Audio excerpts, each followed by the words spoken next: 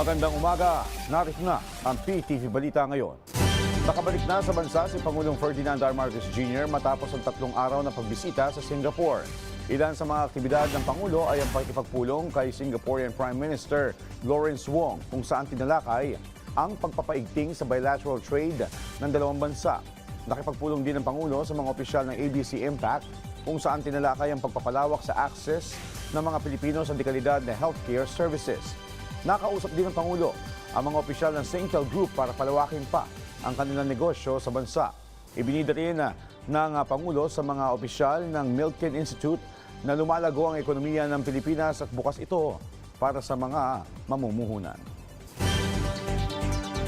Sa ibang balita naman, tiniyak ng Department of Energy na magpapatuloy ang pagbibigay ng subsidy sa mga PUV drivers kasunod ng nakaambang pagtaas sa presyo ng mga produktong petrolyo sa susunod na linggo. Ayon kay Energy Secretary Sharon Garin, hindi mawawala ang 10 pesos per liter discount sa diesel na maaari ma-avail ng mga tsuper sa mga accredited na gasolinahan. Magugunitan nagsimula ang programang ito nang tumaas ang presyo ng langis dahil sa krisis sa Middle East.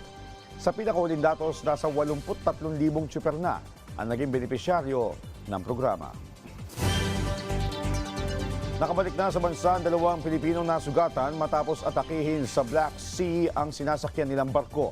Ang 2 Pinoy ay dumating sa Ninoy Aquino International Airport, lula ng Turkish Airlines. Agad naman silang sinalubong ng mga opisyal ng Department of Migrant Workers, OWA, Manila International Airport Authority at Bureau of Immigration. July 8, nantamaan ng drone ang MV Blue kung saan lula ng 18 Pilipinong tripulante. 3 sa mga Pinoy ay nagtamo ng mga paso sa katawan. At yan ang mga balita sa oras na ito. Para sa iba pang updates, follow at ilike kami sa aming social media sites at PTVPH.